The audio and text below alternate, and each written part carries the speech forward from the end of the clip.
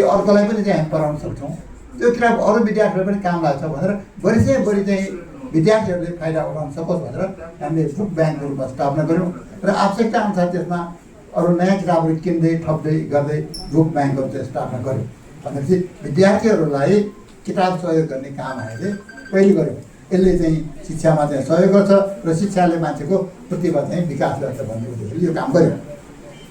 अब प्रतिभा विकास गर्नमा शिक्षाको भूमिका त हुन्छ नै, त्यसको साथसाथै अरू बाह्य क्रियाकलापहरूले पनि प्रतिभा विकासमा सहयोग पुर्याउँछ। त्यस कारण अरू पनि केही गर्न सकिन्छ, केही बाह्य क्रियाकलापहरू गरौँ भनेर प्रतिभा समाजले सोच्यो। त्यो सोचेपछि अनि के गर्ने त भन्दाखेरि त्यसपछि हाम्रो अब प्रतिभा समाजको चाहिँ मनमा के आयो भनेदेखि चाहिँ यो अब सातवाकी भनेको त जापानिज चाहिँ व्यक्ति हो भनेपछि जापानको कुरा पनि आउँछन् भनेपछि एउटा तपाईँहरूले पनि थाहा छ, तपाईँ सबैलाई सुनेको होला, जानेको होला कि जापानमा एउटा चाहिँ साहित्यमा हाइको भन्ने विधा चाहिँ जापानबाट उत्पन्न भएको हो, जापानमा विकास भएको, जापानमा सुरु भएको। त्यो ओरिजिनली चाहिँ जापानिज लिटरेचरमा हाइको भन्ने चाहिँ, तर नेपालमा पनि त्यो चाहिँ चलन छ।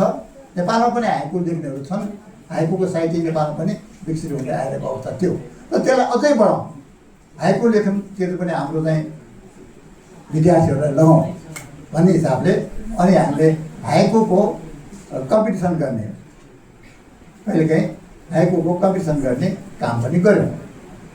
अब हाइकोकै सन्दर्भमा आउँदाखेरि पछि अहिले नेपालमा नेपाल भाषा हाइको ख भन्ने चाहिँ एउटा संस्था पनि छ, त्यसले पनि हाइको सम्बन्धी नै काम गर्छ।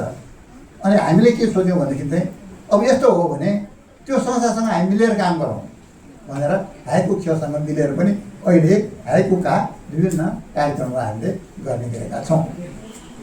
अब एउटा त यसरी साहित्यको कुरा आयो, साहित्यको माध्यमबाट प्रतिभा विकास गर्ने कुरा हामीले गऱ्यौँ, त्यसको निम्ति काम गऱ्यौँ। त्यस्तै गरिकन एकताका चाहिँ नेपालमा धेरै चलाएको थियो यो क्विज कन्टेस्ट भन्ने चाहिँ, क्विज कन्टेस्टले चाहिँ पनि विद्यार्थीहरूको वा सबैको त्यसले चाहिँ ज्ञान बढाउँछ, त्यसले पनि प्रतिभा विकास गराउँछ। यो सामान्य ज्ञान प्रतियोगिता गर्ने काम पनि हामीले गऱ्यौँ। अब त्यस्तै गरिकन चित्रकलाको माध्यमबाट पनि प्रतियोगिता गर्ने काम पनि गऱ्यौँ र चित्रकला चाहिँ सिकाउने काम पनि हामीले यौन पिकासोसँग मिलेर गरिरहेका छौँ। अब